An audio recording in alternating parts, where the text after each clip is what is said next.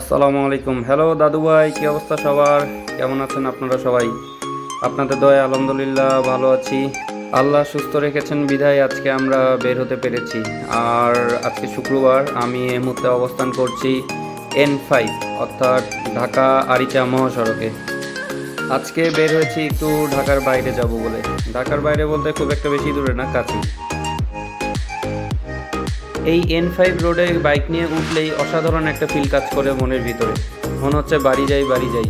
এই হাইওয়েটাতে উঠলেই মনে হচ্ছে আমি বাড়িতে চলে যাই, কেননা এই হাইওয়ের পথটা ধরেই আমাকে বাড়ি যেতে হয়। তবে আজকে বাড়ি যাচ্ছি না, যাচ্ছি অন্য কোথাও, এবং ঢাকা থেকে খুব কাছেই, মাত্র ঢাকা থেকে 1 ঘন্টা দূরত্বে। চলেন আমার সাথে, ইনশাল্লাহ সব কিছু দেখাবো আপনাদের।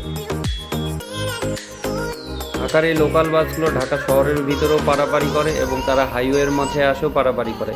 দেখেন সামনে 2টা গাড়ি যাত্রী নিবে, তাই তারা মানে পারাপারি করে যাচ্ছে, কে আগে যেতে পারে এবং কে আগে গিয়ে গাড়ি থামিয়ে যাত্রী উঠাবে। তো তাদের সাথে আমার পারাপারি করে কোনো প্রয়োজন নেই, আমি আমার মতো সোজা সুন্দরভাবে যাই। পারাপারির মাঝে থাকলেই বিপদ, তাই সর্বক্ষেত্রে সব সময় নিজের সেফটিটা মেনটেন করে চলতে হবে। সামনেই সাভার থানা বাস স্ট্যান্ড। এই সাভার থানা বাস স্ট্যান্ড থেকে হাতের বামে চলে যাব।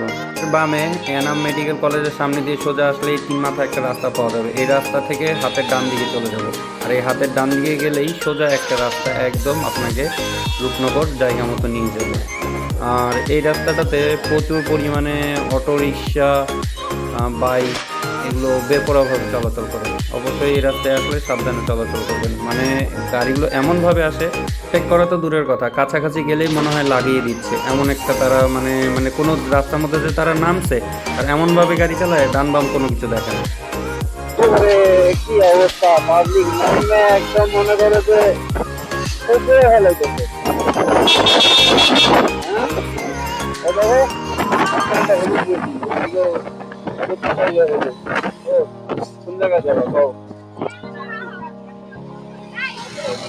হ্যাঁ, কই পাইপ, পাইপের উপরে দেখছো ওইটা আবার কি? ও সুন্দর একটা আমরা মূলত এসেছি রূপনগর ধামরাই, যেটাকে সরিষা ফুলের সাম্রাজ্য বলা হয়। এবং বর্ষাকালে রাস্তার 2 ধারে প্রচুর পানি থাকায় কিছুটা হাউড টাইপের সৃষ্টি হয় এবং নৌকা আসে এবং অনেক ভালো একটা সময় পার করা যায়। পুরো সপ্তাহের ব্যস্ততার মাঝে শুক্রবারের দিনটাতে একটু ছুটির কারণেই আমরা বের হতে পারি। সবসময় তো ঢাকায় ঘোরা হয়, তাই আজকে একটু ঢাকার বাইরে আসলাম।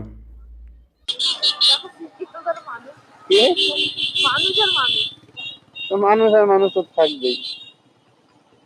এদিকে এদিকে মানুষ নেই, এই যে এই জায়গায় মানুষ নেই, খালি আমার গাড়িটা কেউ না নিলে হইছে। ও ফাইনালি ফাইনালি আমরা চলে আসছি রূপনগর ধামরাই। 5টা বাজে এখন। সামনে ক্যামেরায় দেখা যাচ্ছে কিনা, ওই যে দূরে সবাই গেছে, কিন্তু আমরা এই পাশে মানুষ কম, আমরা এই পাশে ছবি তুলবো। এই তুমি নামতে পারছো? কোন দিক দিয়ে নামছো? নামার রাস্তা তো এই যে এদিক দিয়ে বোঝা যাচ্ছে, সুন্দর একটা রাস্তা, তুমি তো অন্য দিক দিয়ে নামছো। উনি ওই দিক দিয়ে নামে গেছে। গর্ত দেখিও, বিশাল বড় একটা গর্ত। এখানে এই যে সম্ভবত পানি তুলতেছে, সরি মাটি তুলতেছে। অবশেষে আমরা সরিষা ফুলের সাম্রাজ্যে। আসতে একটু দেরি হয়ে গেল, সূর্য নেমে গেছে।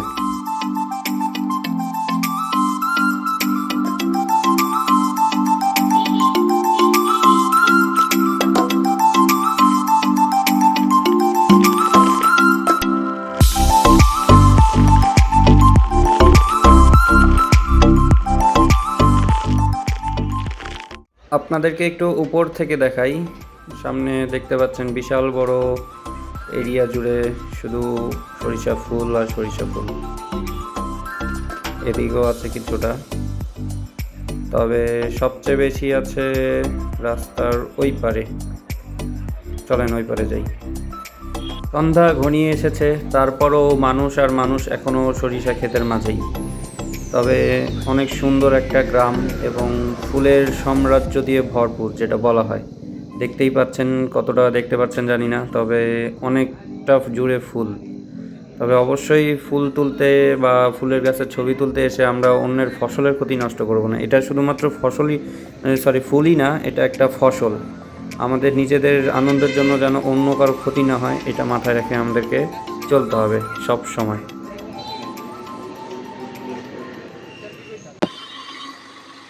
এখানে কি মধু, এই মধু নিবা? সরিষা ফুলের মধু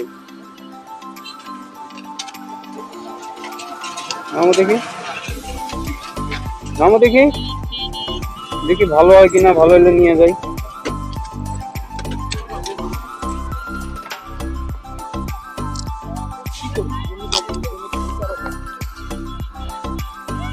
এই মধুর চাকের ট্রেগুলো ড্রামের ভিতরে দিয়ে হ্যান্ডেলগুলোরে মধুর রসটা বের হয়, অর্থাৎ মধুটা বের হয়। তারা অলরেডি মধুটা বের করে ফেলেছে, এখন ট্রেগুলো তুলছে। বাসায় যাওয়ার পথেই রাস্তার পাশে দেখলাম এখানে সবাই ভিড় জমেছে, তাই আমরাও দাঁড়াইলাম।